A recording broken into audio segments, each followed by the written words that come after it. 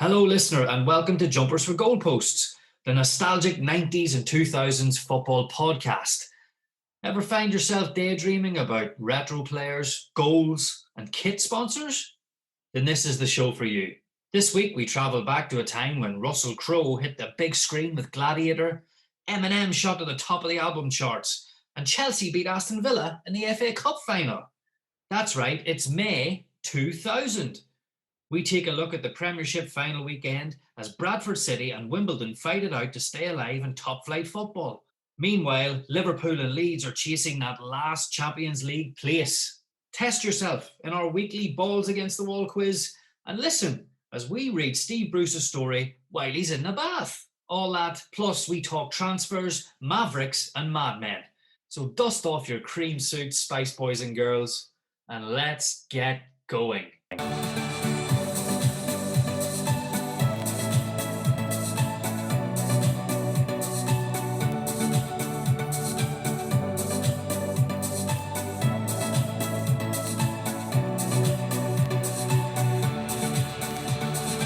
Hello, listener, and welcome to Jumpers for Goalposts. Now, I would like to introduce you to two men who once got suspended from school for a week and went to their local video shop and rented Pro Evolution Soccer 6 for the entire week. They would later declare it was the greatest week of their lives. These two men have been known to go weak at the knees at the thought of a front four which consists of Jason Ewell, Robbie Earle, Marcus Gale, and Efan Akuku. They are Daniel McIntyre and Connor Elliott, otherwise known as Dan and Mush The Match Man. Dan, how are we? How you doing, Stephen? Thanks for having us on. No problem. Did you like that little introduction there? Do you think that sums you up well? I love that introduction. Probably just about sums us up, yeah, in a nutshell. And that was the greatest week of your lives, isn't that right? It was a great week. I often look back at it. Mm-hmm. Daniel got us both suspended, but it panned out well. We still fight about who got who suspended, but it's all right. Good. Well, at least she's made up in time to do this podcast 20 years later. First things first, why are we doing this? Have we fallen out of love with modern era football? Have we went a bit mental over lockdown? Why are we here? I've went a bit mental over lockdown. I've watched a lot of 90s football, early 90s football, all the competitions, the European competitions, the glory days. And I just miss what those men were like because there's very few of them about now. And I miss the players more than anything else. But, I miss the style of football as well. Everything was just gung-ho.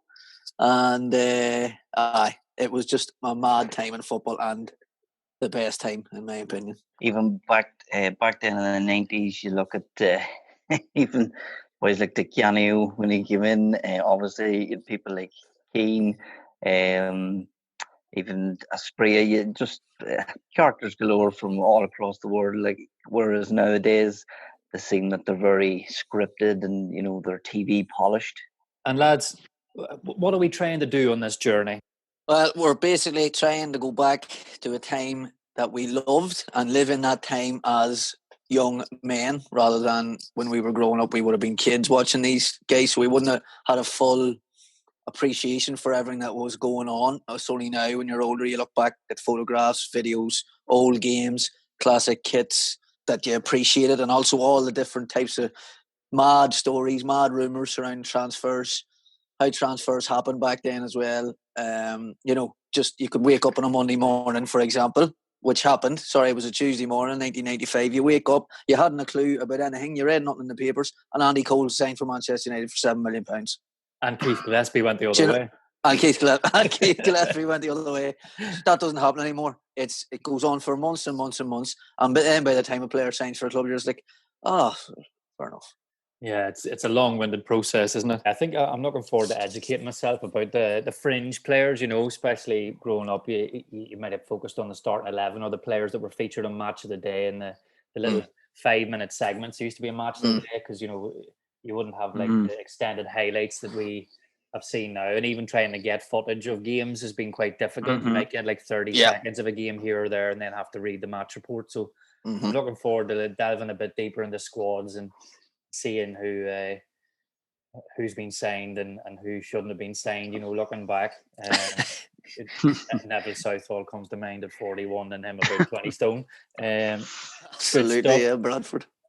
Before we move on, I just want to talk a little bit about the podcast title. We've been to and fro about different titles. You know, there's lots of football quotes that we could have used and copyrighted.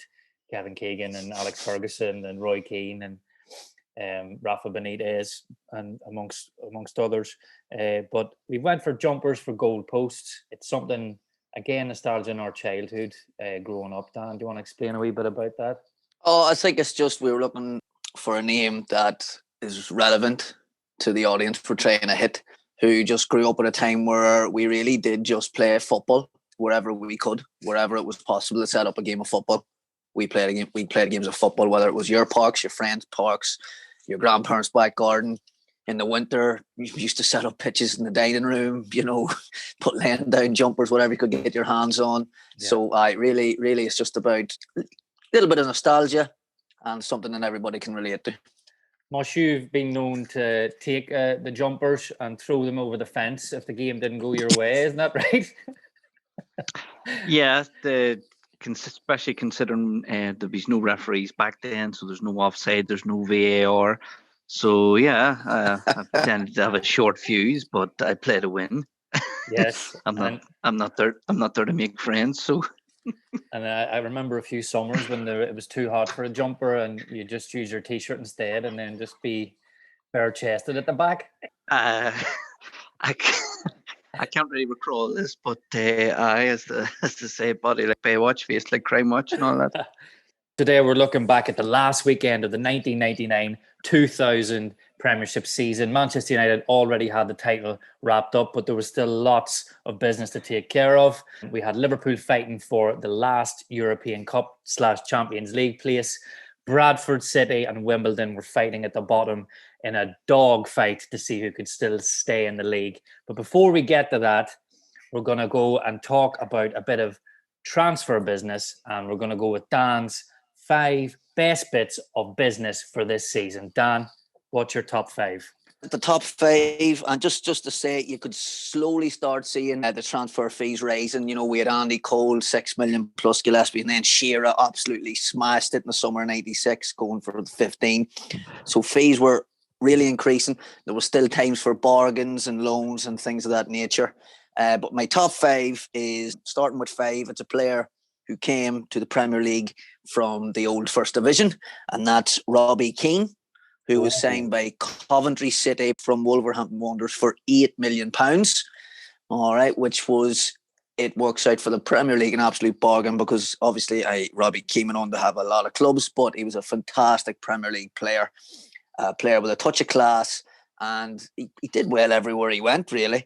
And he was certainly a brilliant signing for Coventry. And I'm sure he'll come up later on when we talk about foreign leagues and such, because he actually leaves Coventry for Inter Milan later on. So, yeah, brilliant career Robbie Keane had. In at number 4 is a loan signing, and it's a returning hero to the Premier League. And it's Juninho Paulista, little Juninho, who returns to Middlesbrough for a season-long loan from Atletico Madrid. What a brilliant bit of business that was. Juninho was a world-class footballer, and we'll touch on him, I'm sure, later on. In at number 3 is a Scandinavian signing. There was a lot of Scandinavian players who came to the Premier League in the 90s, following the 92 European Championships and 94 World Cups. And this player moved from Molde to Southampton for £810,000, and that's Joe Tessum, who worked out to be a brilliant player for Southampton, played under Dave Jones, Glenn Hoddle, etc. Probably at Southampton's best time in the Premier League, when they had Le Tissier, Pahars, James Beattie, Kevin Davies, and so on. That so Molde he's in Academy number must 3. have been pretty good. Hey, it's a lot, as I say, yeah, absolutely, Stephen. A lot of Scandinavian players and they all did very well, you know. Obviously great attitudes and worked hard for their teams. In at number 2, you could argue this is the best bit of business, but I'm just going to put a question mark on it because of where he comes from and why he left the club he's came from. And that's Thierry Henry, who signed for Arsenal from Juventus for 14.5 million. Obviously, possibly the greatest Premier League player ever, but at the time, still question marks. Juventus hadn't worked out for him. So I'm putting him in number 2. Obviously, he does work out. And then at number 1, which I think is an absolute bargain. He was a player I wouldn't have minded at the club I support as well. Always interesting that some of these rough diamonds are found by the very best managers the Premier League has seen. And it's Sami Hyypiä, who was signed by Liverpool from Willem II, or Two Willies, as some people like to call them, for £3.5 million. He'd go on to captain Liverpool, and he'd be one of the players who drove them on to a return to the Champions League and a return to challenging for cups and trophies. Maybe not the Premier League title at that time, but certainly got them back in the hunt for trophies.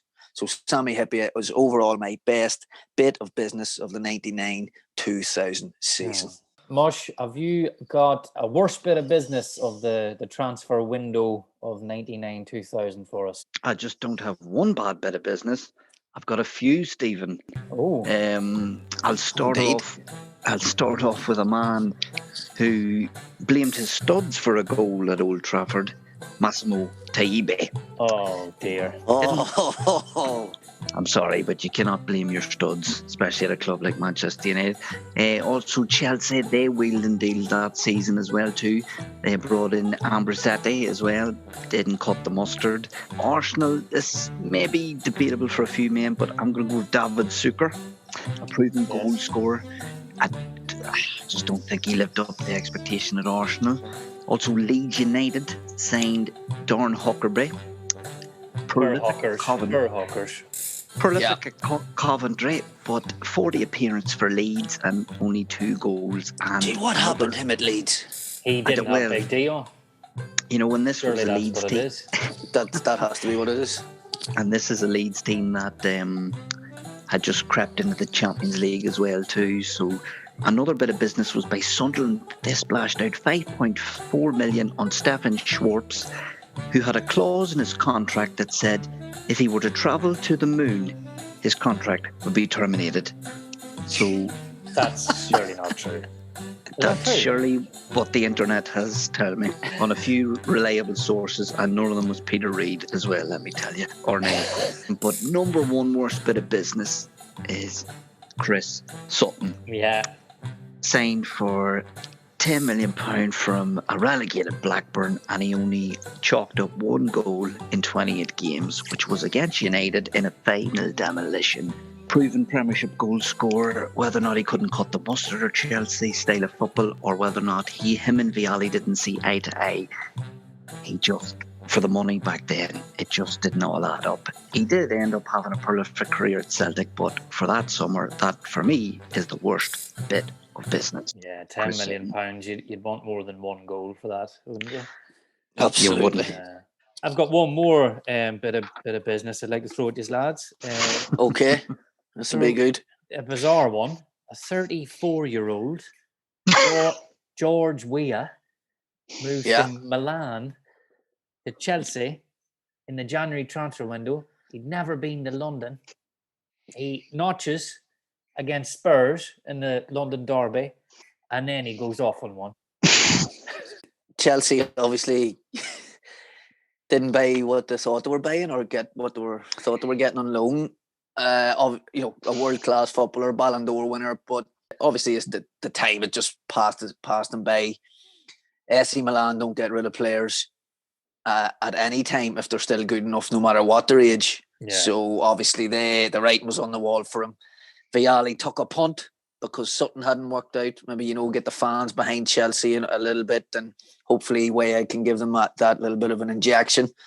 But no, it didn't work out. And the sexy football was no longer flowing from George. I think possibly Luca Vialli might have been able to still do a better job, but no, just one of those things. But it's still great to see these players in the Premier League. Well, this is it. What age were we? Were 12, 13 at this time, and I can't remember George Weah actually being in the Premier League at all. Great stuff. So a lot of transfers there. We probably could have talked for 2 hours on good business, bad business. We'll talk about Neville Southall later on, a 41-year-old player, coach role for Bradford City. Unbelievable. Let's just move on just now. Shaky. So, lads, one of the games we're going to cover is Newcastle versus Arsenal on the last day of the season. We can't cover that game without talking about Newcastle's plight through managers this season, particularly one very famous Dutchman who was in charge in the FA Cup final the year before when United beat them 2-0, has now been given a free punt at Geordie Land, and it doesn't quite work out for him. It's Mush's favourite Dutch player, Ruud Gullit. Dan, Gullit had a very public spat with the captain, Alan Shearer. Can you tell us a little bit about what you think Gullit's mind was saying at the time? How much cannabis was he smoking when he dropped Alan Shearer? I don't know if he was smoking any cannabis. He's a fairly chilled out character, so maybe he was. But well, he came from Chelsea, where he'd won the FA Cup with Chelsea. He'd left Chelsea, and he kind of started that at Chelsea, where he'd left Gianluca Vialli out after he was a big summer signing for them, and he's went to Newcastle. Then he's got a good reputation. Okay, he didn't do anything wrong at Chelsea, and basically he's looked at the best player and kind of wanted him out, wanted to show, I'm big enough to leave you out and get results. Now, while it worked at Chelsea also had Gianfranco Zola and Mark Hughes.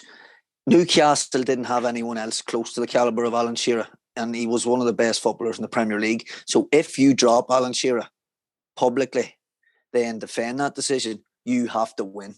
Because if you don't win, you will get sacked. In an interview in 2004, I've got here that Gullit said that he actually went to Shearer and said to his face that you're the most overrated player I have ever seen. That's absolutely mind-boggling. Absolutely mind-boggling. Crazy. I don't know. It's absolutely crazy. So if you do that, you have to back it up with results. And then the other Newcastle players are probably looking at going, what is this man dropping Alan for? We don't have anyone good enough. They had Duncan Ferguson, but Duncan Ferguson needed a foil, and the kid's by it. He's not at Alan. Alan Shearer was a world-class striker. People forget that. So Shearer probably is one of the first examples of player power in the Premier League, where, because at that time managers had a lot of trust and chairmans would give them a lot of power compared to nowadays. That's, to my mind, the first real example of a manager getting the sack because he's dropped the star player. He famously dropped him against Sunderland as well in the Tyne and Weir derby, and he replaced him with a young man called Paul Robinson, not the goalkeeper. Yeah.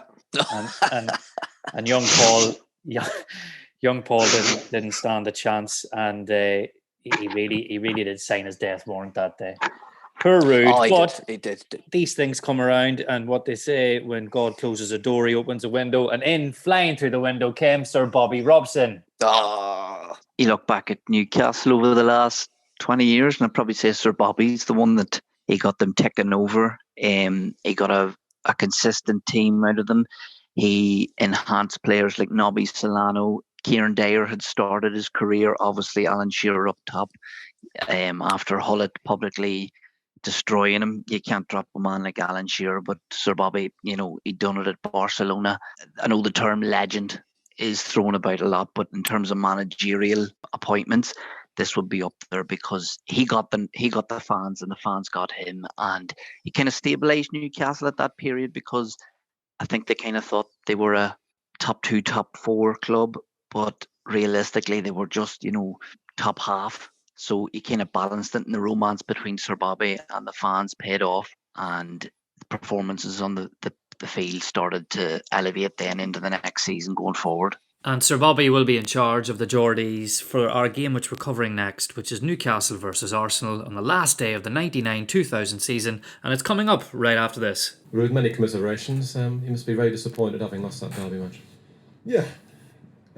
Disappointed about the way we lost the game, but especially I'm disappointed for the fans, because it looked all again hopeful, and then the second half, things happened that cost you the game. You made a very bold decision at the start to leave out the player who cost Newcastle £15 million and Alan Shearer. Why did you take that decision?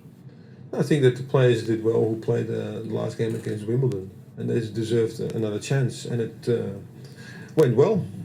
Okay, our first game to look at is Newcastle versus Arsenal at St James's Park. It's an end-of-season cracker. Newcastle has still had a wee touch of the Kevin Keegans left in them here, Mush. Arsenal potentially 1 eye on the UEFA Cup final. What happened at St James's?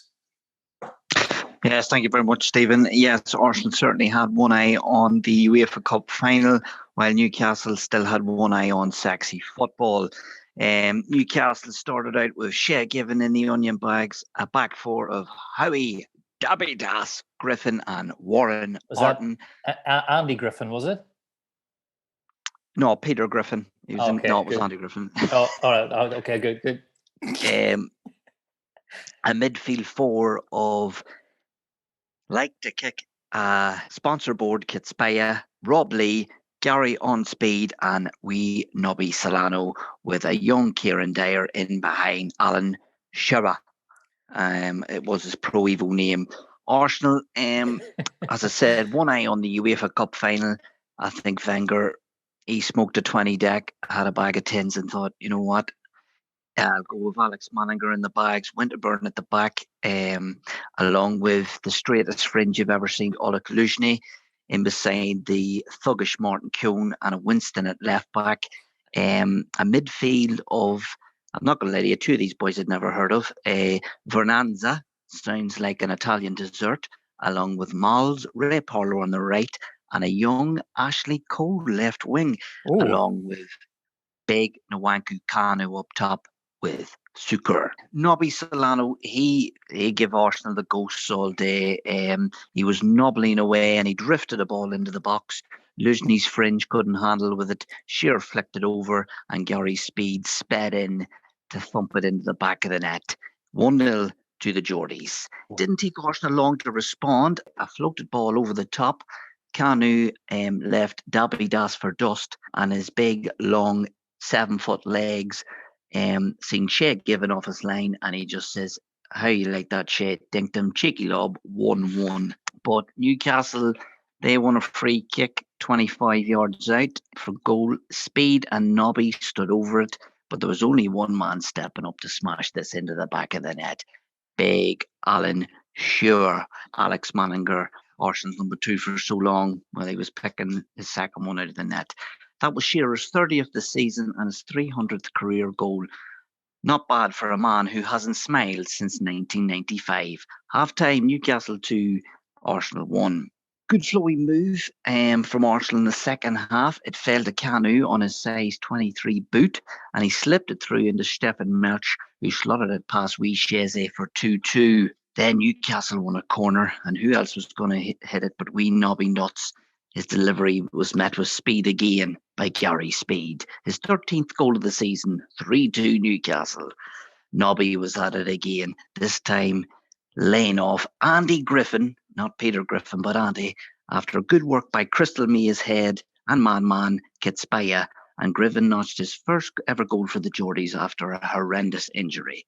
4-2 to Newcastle. And this was the last time Newcastle will be wearing a kit sponsored by Newcastle Brown Ale. They had ended their 10-year sponsorship with them to sign for NTL. So it was a nice way to go out with a fitting performance to match the Brown Ale. Newcastle 4, Arsenal 2. Back to you, Steve. Whoa. I can't believe that.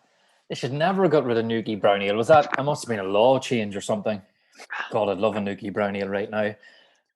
Lots of talking points there. Lots of abuse for Nobby Nut Solano. Surely the goal of the game here, boys, is Shearer's 25-yard free kick, which just lifted into the top of the net. Not too many could hit it as hard and as sweet as he could have done. Oh, brilliant. He was a very, very good free kick taker. Those power free kicks, ones that were laid off to him, or he'd just go up and drill one. He was so accurate. If it went to the top corner, that's, he meant to put it there. And it just, St James's Park was bouncing that end of season game. Nothing to play for. Arsenal resting loads of players. The UEFA Cup final the following midweek. So, as Mush says, Wenger, he might not have even been there. I don't know. So it was all there for Newcastle to send the fans home home happy and have a bit of an end of season bash. There was a young lad on the bench for Arsenal, lads, a Brian McGovern. Rumours has it he's been the Black Lion a couple of times. He might have been. He might be able to throw a dart as well. No doubt. Do we know anything about Brian McGovern? I don't know anything about him, Steve, before you brought him to our attention, but I do feel as though we know him somehow. We know plenty of McGovern, so maybe we've came across him. No, again, I think, lotto tickets were drawn to get in the Arsenal squad that day, like, and poor old Parlour and Winterburn were just dragged down to suffer. So, apart from that, it was very much the second string. So, fair play to any young player getting in the senior team, but obviously they were never going to be part of Wenger's long-term plans. Fair play to McGovern for getting on the pitch. Definitely. He came on in the 67th minute for anyone who wants to know. Not bad. Not bad. He got a good 23 minutes there. Not much stoppage time back then. He might have got a minute stoppage time too. Just at the end of that, even though there was 6 goals, there'd be about 6 minutes stoppage time now. Right, lads, moving on. Our next game is Everton, the Toffees, against Middlesbrough, that other wonderful team up in the northeast. Dan, you had a look at this one for us. What went down at your favourite stadium, Goodison Park? Yes, my favourite stadium, Goodison Park, is right. Another end of season game with little on the line. This game's chosen basically, I'm just going to throw out the lineups here. Some real characters and Premier League stalwarts. For Everton in goals, Paul Gerrard. At the back, Michael Ball, Richard Dunn, David Weir, David Unsworth. Midfield, Scottish international John Collins, Stephen Hughes, formerly of Arsenal, young Stephen Hughes, Dawn Hutchinson, and Nick Barmby flying down the left wing. And a mixed strike partnership, youth and experience, a young Phil Jevons getting a game for Everton on the final day, and partnered by Mark Sparky Hughes. Unbelievable. Hughes, he's still about. He's still about. He had some end of his career, didn't he? For Middlesbrough, Brian Robson and Viv Anderson's Middlesbrough, Mark Schwarzer in goals, Gianluca Festa, Steve Vickers, Curtis Fleming, Colin Cooper at the back. Midfield, Phil Stamp, Robbie Mustoe, the Governor, Paul Ince, and in the free role, Janino Polista, and a front two of Andy Campbell, a man we may well know also, and the beautiful Brian Dean, who had been signed back for Middlesbrough from where? Can you answer me that question? Leeds? Where did Middlesbrough sign him from? Nope. Sheffield United? He had a club in between. Benfica.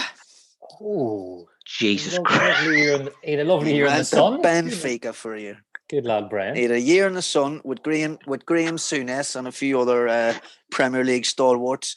And he'd returned. This was his second season with Middlesbrough. And he started up front. And he had a field day. Everton clearly on holiday. Middlesbrough called all the shots. They had a bit of a hiccup mid-season, Middlesbrough, but bounced back well. Janino and Paul Ince really getting them going in midfield in this game as well. A very experienced back four, a flat back four, but it was all about getting Janino on the ball on this day, and he was the man of the match. He assisted Brian Dean for the opener, and then the two players would again link up to play a lovely 1-2 after a flowing move involving Vickers, Ince and Stamp. Then Janino and Dean played a 1-2 and Janino finished the game off to make it 2-0. Nothing much in terms of challenges or yellow cards or red cards in the game. As I say, Everton definitely on holiday and Middlesbrough just having a bit of a samba party heading into the summer. Brilliant stuff. Dan, we have this wonderful player called Janino in the middle, and then two players around him mopping up in Phil Stamp and Robbie Mustoe. But needed. Middlesbrough heroes. Robbie Mustoe, I think, was with Middlesbrough from the mid-90s. And Phil Stamp seemed to be around a long time as well. And he's another one of those, he didn't look like a pro footballer, but Brian Robson was very, very loyal to these lads. They went up together, they went down together, they got the cup finals together. They went out together. They drank wine together. Just, unbelievable. So, no, Middlesbrough back then always had a few characters. I think the signing of Paul Ince was very shrewd. And any chance you get to sign a player of Janini's calibre, even if it is only on loan, the little man loved Middlesbrough. The Middlesbrough fans loved him. So it was a match made in heaven, really, even though we could have played for a top 3-4 team club. Exciting end of season game. Few goals and away we go. Now it's the part of the podcast where Dan falls in love with those unorthodox, independent-minded footballers. It's Dan's Maverick of the Week.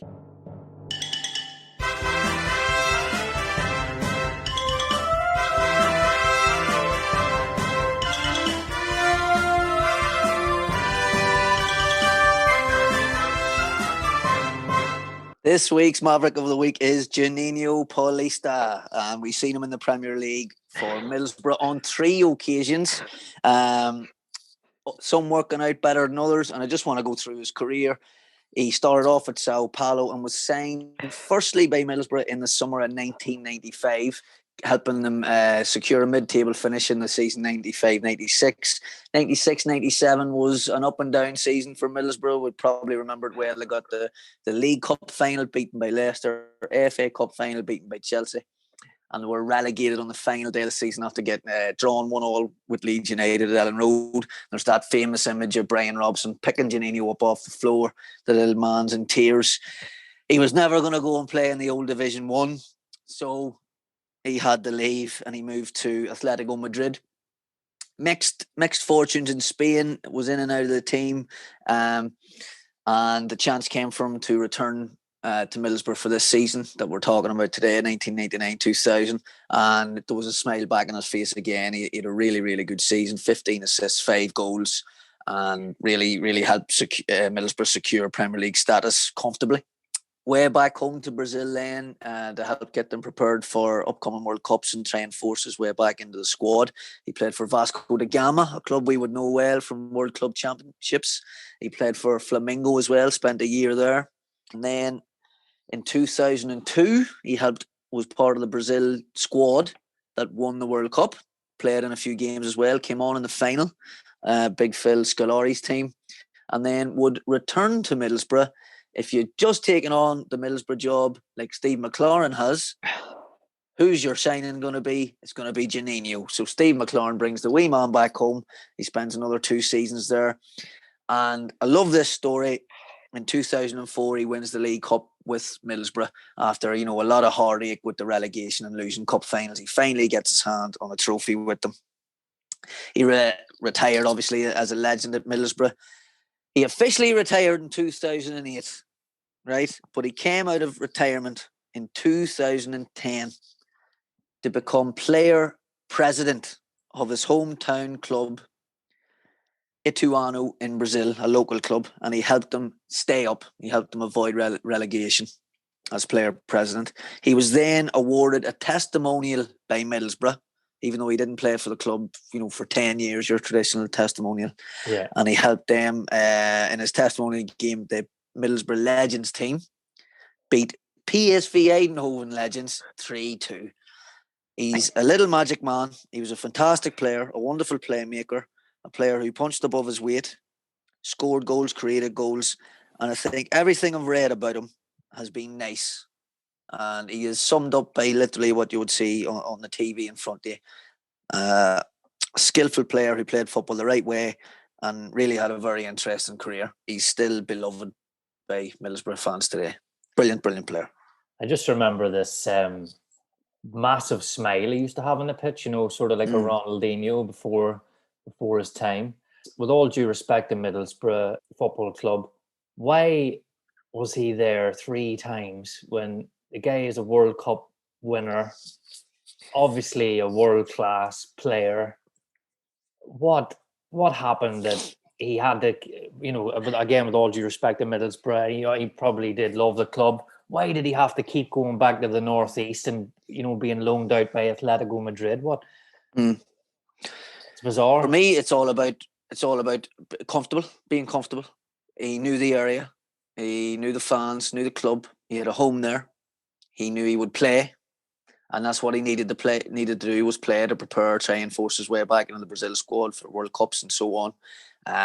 He had a majority of a spell in Spain that was unhappy, so he really just wanted to play football. I'm sure there was a few other clubs that came knocking, but maybe they were clubs at the same level of Atletico or maybe above.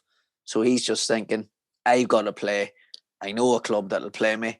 The fans adore me. I'm gonna play every week unless he's injured. He will play every week, even if he has a bad game the week before. He will play the following week because he's a little magic player. So I think it was just a lot of it was down to his relationship with the city. And Middlesbrough would get a lot of criticism for being not an interesting place, but it's a place probably Juninho had a lot of family members over with him as well, and it just lived a very comfortable, happy life. He was playing football, his family were happy. That's all you want. That was basically it. That's sometimes that's all professional footballers needed. And back then, although there was a lot of European footballers in the Premier League, there wasn't a lot of South Americans. So those guys are very family orientated, and as long as they have their family, they've got wealth, they've got their religion, they've got their beliefs, and they've got the game that they love. That's all they really need. I've watched a lot of clips of him, and I kind of fell in love with him again. I thought you were a bit in love with him. I had this sneaking feeling that you were secretly in love with Juninho there. He also looks a little bit like Frankie Dettori as well, which is cool. He does, and he is small enough to be a jockey. So he's a winner for me. Don't touch the pack. We'll be right back after this very, very important message. When you do that with footballers, like he said about Leeds, and when you do things like that about a man like Stuart Pearce, I've kept really quiet, but I'll tell you something. He went down in my estimation when he said that. We have not resorted to that. But I'll tell you, you can tell him now, if you're watching it, we're still fighting for this title, and he's got to go to Middlesbrough and get something. And I'll tell you, honestly, I will love it if we beat them. Love it. So now our attention turns to the Dell. Yes, the Dell, where Southampton used to play. An attendance of 15,249 people showed up to watch the Saints play Wimbledon on the last day. Could the crazy gang do it? Let's find out. Dan, what went down at the Dell on the last day of the season? Well, going by how the season went, Wimbledon probably couldn't have picked a trickier game. A Southampton team that was really firing. Newly instated Glenn Hoddle, he built a decent team building on what Dave Jones had done beside him.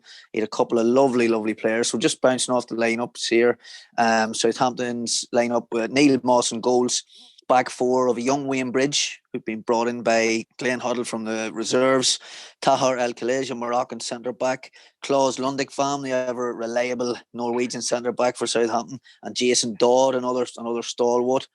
In midfield was Solved, another Norwegian find by Southampton, Joe Tessum, Matt Oakley, who's a decent England player, and Hassan Kashlul, another Moroccan international who we would all remember well, and then a strike force of Marian Pahars, who had a free role with a target man of a young Kevin Davies. Then Wimbledon's team, Neil Sullivan, who was a good goalkeeper despite conceding loads of goals. From David Beckham. At the back they had Alan Kimball, Ben Thatcher, Dean Blackwell, and midfield Trond Anderson, Duncan Yupp, Neil Ordley, and Marcus Scale, and up front they had Jason Newell and Carl Court. So Wimbledon still holding on to that sort of physical threat and hoping for the best with a bit of pace and power up front. Game gets going, and Wimbledon very, very nervous heading into it. Obviously, a lot on the line for them, and it continues that way. They're creating very little chances. So Southampton are knocking the ball about with freedom. They're safe. They're at home.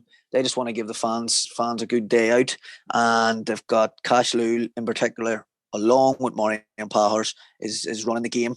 And bit of panic at the back from Wimbledon. Kimball and Blackwell take Pahars out of it, both of them combined. Bit of a sandwich tackle, and the ball stumped into the middle top of the net. A great free kick from young Wayne Bridge to put Wimbledon 1-0 down. Against the run of play then, obviously a lot of pressure from Wimbledon, but the huffed and puffed, again, they didn't create any chances, and anything that they did create was sort of rushed efforts, blocked by Southampton or easy save by Moss. And then on the break with a few minutes to go, Pahors gets the ball just inside his half, just runs at Kimball, takes him on, beats him, and slots home a lovely finish with the left foot. And, that was it for Wimbledon. They haven't got the win that they needed, and they're hoping for something elsewhere. Oh, so yes, Wimbledon finished with 33 points after 38 games. They need Liverpool to beat Bradford to stay in the Premier League. Liverpool obviously fighting for that last Champions League spot. We will find out in the match of the week later on whether or not they can stay in the Premiership. And now it's over to Mush the Match Man with the rest of the weekend scores. Thank you, Stephen. The rest of the final weekend of the 1999-2000 season scores. Aston Villa 0, Manchester United 1. Oh, Teddy with the goal. Chelsea 4, Derby County 0. Little Gianfranco Zola, Gus Poyet, Di Matteo and big Torre Andre Flo with the goals, while Mario Mel shot with an assist, wee Dennis Wise with an assist, and wee Gianfranco Zola. Sheffield Wednesday 4, Leicester City 0. Goals by journeyman Alan Quinn, Andy Booth, Giles de Bild, and that man who stung Peter Schmeichel's hands the season before, Alexanderson, who also popped up with a brace of assists. Tottenham Hotspur 3, Sunderland 1. Sick note Darren Anderton from the spot. Tim, I thought I was going to be a manager, Sherwood with a goal. And Stephen Carr, who was set up by none other than Soul Man Campbell. Sunderland's goals came from Chris Mackin, set up by Phillips. Watford 1, Coventry 0. Journeyman Harida Haragelsson on the end of a Durham Ward assist. And finally, West Ham United 0. Leeds United 0. Mark Vivian Foe sent off for West Ham. That concludes the final weekend of the 1999-2000 season results. We will be back with our quiz of the week, but first here is a lovely little goal from our Maverick of the week. It's Janino. Quick back to Mendieta, look at the space here! It's Janino, it must be! And it is! He's hit the post, he's forced a fine save from Stack, but this time he gets it right, and there's a jig of delight to mark that. 1-0 Middlesbrough. Those against the Wolves.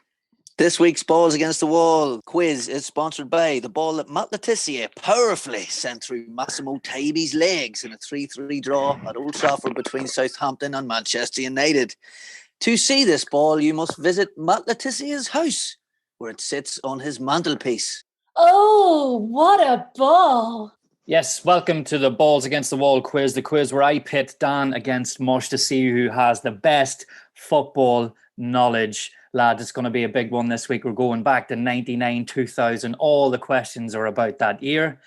First of all, I need your player buzzers. Dan, what is your player buzzer this week? Bobby Oro. Oh, a fine left back. And Mush, what is your player buzzer? Samarano! A spicy Chilean striker. Lovely. We are honoured, privileged this week to have a very special guest of the pod. He's just here to take the scores. It is the legend that is Ua Cantona, Eric Cantona. What? Unbelievable. How you doing, Eric? I am Cantona. Okay, great stuff, Eric. So Eric's taking the scores for us. You will know when the quiz is over when you hear this noise. Absolute load of nonsense. Absolute load of nonsense. Question 1. Who was the top goal scorer in the 99-2000 season in the Premier League? Bobby Oro. Yes, Dan. Alan Shearer. Incorrect. Mush, it passes to you. Kevin Phillips. Kevin Phillips is correct. 1 point to Mush. Kevin Phillips, what a shout. Who finished second in the league that year? Bobby Oro. Yes, Dan. Arsenal. Correct. Who was the Aston Villa manager during the 99-2000 season? Samarano. Yes, Mush. John Gregory. Correct. Who sponsored Villa that year? Bobby Oro. Yes, Dan. LDV Vans. Excellent. Yes, correct. Who wore the number 9 for Leicester City at the start of the campaign? Zamorano. Yes, Mush. Emil Heskey. Correct. Who won the League Cup in the year 2000? Bobby Orro. Yes, Dan. Leicester City. Correct. Who did Newcastle buy Kieran Dyer from? Bobby Zamorano. Orro. Oh, Mush, just in time there, Mush. West Ham. No, not right, Dan. Ipswich Town. Correct. Who finished rock bottom of the Premier League on 24 points? Zamorano. Yes, Mush. Sunderland. Incorrect. Dan? Watford. Correct. Watford is right. Who won the Champions League in the year 2000? Bobby Orro. Yes, Dan. Real Madrid. Correct. Mario Jardel, Rivaldo, and which other player finished top scorer in the Champions League with 10 goals each? Zamorano. Yes, Mush. Raul. Correct. Question. Absolute load of nonsense. Absolute load of nonsense. Oh, we are out of time. Well, lads, that was intriguing. It was very close there. Some big points racked up for both players. We're going over to UA with the scores. What were the scores, Eric? Daniel, 6. Connor, 4. Okay, thank you, Eric, and congratulations to Dan. Your prize this week is the number 2 single from the charts in that week in 2002, and that was Oops, I Did It Again by Britney Spears. It will be whirling its way to you in the coming days. It's match of the week! Bloody hell! Yes, welcome to Match of the Week. We are going live to Valley Parade with Mush the Match Man. It's all over. Bradford, have they stayed up? Have Liverpool got that last Champions League place? It's all go at Valley Parade. Mush the Match Man, what has happened? Oh, Stephen, unbelievable scenes here at Valley Parade. Dermot Gallagher's whistle has been met by 18,000 fans. Hysteria! Paul Jewell, the Scouser, he's got one over in the Scousers. The fans, mind you, they thought they had won the game with a minute to go as they imploded onto the pitch, but the Stewards fell in their crust to take them off. The sides were separated by a David Weatherall header that Steve Bruce would have been proud of as he towered above Sammy Hupia and Honcho to raise it into the back of the net early on in the game thanks to a beautiful set-piece delivery from Gunnar Haller. This towering header, it gave Bradford hope. By God, do they cling on to it. McCall and Beagrie in midfield were battling hard against Diddy, Haman and Co. Heskey and Owen give them problems, but David Weatherall marshalled that back line. And Dean Windass took a page out of David Beckham's book late on, trying to lob Sammy Vesterveld from the halfway line. But Big Sammy tipped it over the top. Paul Jewell's done it. He's wearing a long black polo with a white collar on a scorching day. The man is beetroot red as his blood pressure would be through the roof. Bradford City have done it. They've stayed up on the last day of the season. Liverpool have choked and they have not got Champions League qualification. It's finished here. Bradford City 1, Liverpool 0. Back to you in the studio, Steve. Well, if Paul Jewell's blood pressure is through the roof, I'm sure yours needs checked as well, Mush the Match Man. Is he okay? Someone get that man a defibrillator. What a game at Valley Parade. Bradford did it. The 36 points, they just about stayed up. What the hell happened here at Valley Parade? Liverpool surely big favourites to go and take the 3 points and get into the Champions League spots. Oh, Liverpool, massive favourites. You know, a win, as you've just said, Stephen, gets them in the Champions League. Considering the team Liverpool put out as well, you know, was full strength. Michael Owen, Stephen Gerrard, Jamie Redknapp, Patrick Berger, Dietmar Hamann, Sammy Hipia, you know, all the big hitters that they had at that time. And Bradford had struggled most of the season, sort of rallied near the end of the season. And I suppose gathered a bit of momentum. You have a packed crowd, and they just wanted it more. Got the early goal and held on. And David Weatherall, bit of a cult hero at Leeds, and he moves down the road to Bradford. He gets the goal, and Bradford, you know, not a team of journeymen, but a very, very aging team. peppered with a couple of young players at the back. Andy O'Brien would be a name who stands out for me there. Lee Sharp as well. Peter Bakery, been about years. Like the front two alone, like where do you see that? Dean Saunders and Dean Windass, that is unbelievable. You know, I'm sure after Gerard earlier was absolutely fuming. You know, they'd been pipped to the post by Leeds United, and they end up at that time 3 teams going into the Champions League spots. So did Bradford secretly do them a favour? Because without this, Liverpool wouldn't have won their treble the year after.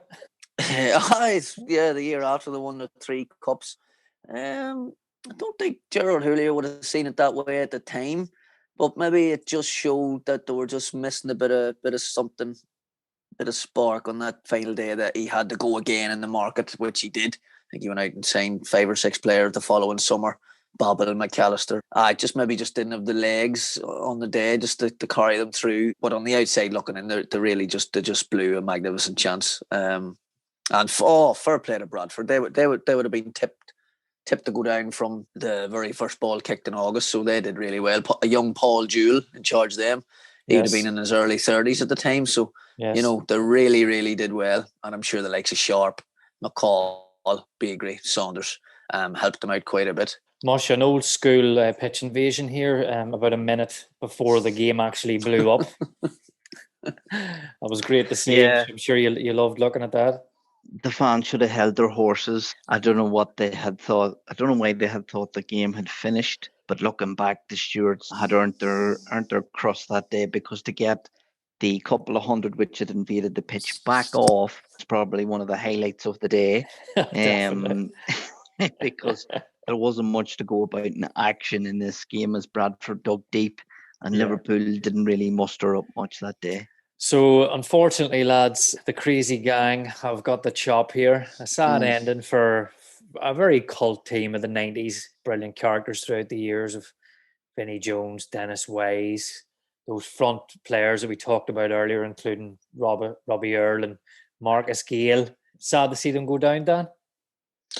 I was at the time. I was sad to see Wimbledon go.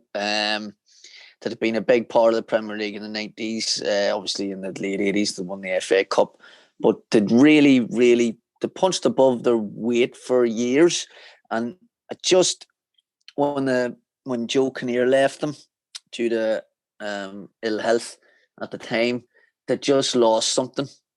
And they had lost Vinnie Jones, Dean Holdsworth, John Fashanu, a lot of those characters. And I just think the recruitment let them down. You know, they'd lost Leonardson. Chris Perry, the Spurs. Chris Perry, the Spurs. And I just think they weren't able to attract any players, really. You know, there was a lot of clubs in London, a lot of competition in the Premier League from teams who'd come up and done well. And I just think they run out of steam and they ran out of quality, really. It would have been interesting to see what would have happened if they would have stayed up in terms of the club's history. Would it have continued? But overall, maybe their time was just up. They didn't replace the players they sold. And the game's all about, if you do not recruit well, you will suffer. It doesn't matter how long you've been in a division. When the time comes for you, you will go down. Now it's time for the part of the show where we read Steve Bruce one of his favourite bedtime stories in the bath. It's Big Brucey's bedtime bath. Here we go. Big Brucey's bedtime bath. Nice and warm, full of suds, a scented candle, a rubber duck. In the bath, Brucey don't give up, dreams of passes to be. Dreams of passes to be. Okay, Dan, I'm ready. I've got the story ready here. Can you just check if Brucey's ready for his story? Hey, Brucey, are you all right? Are you cozy in the bath? Have you got enough hot water? Have you got your wee rubber ducky? Now make sure and get washed properly this time. I want you to do your hair and everything. Okay, use plenty of conditioner because Polly's coming around to play tomorrow and you want to be nice and clean for Polly. Okay, Brucey.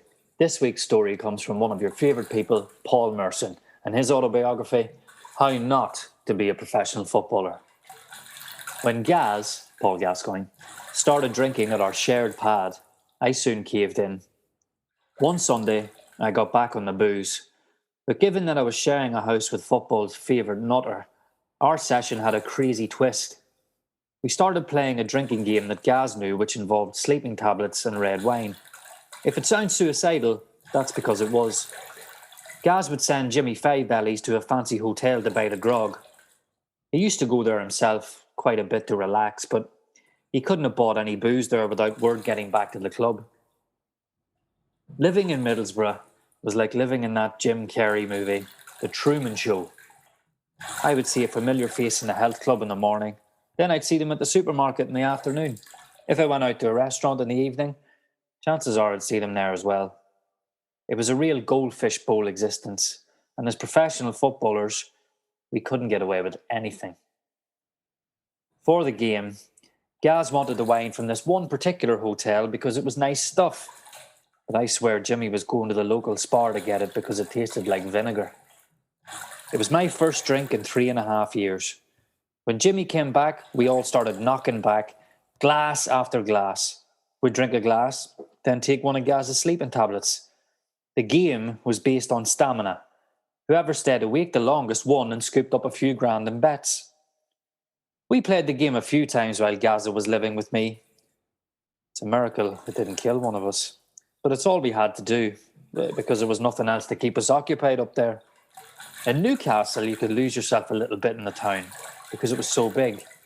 But in Borough, there was nothing. Apart from football.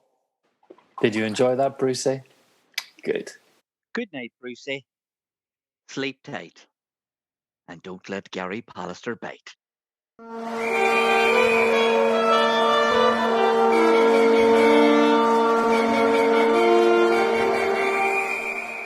I am buzzing for this part of the podcast.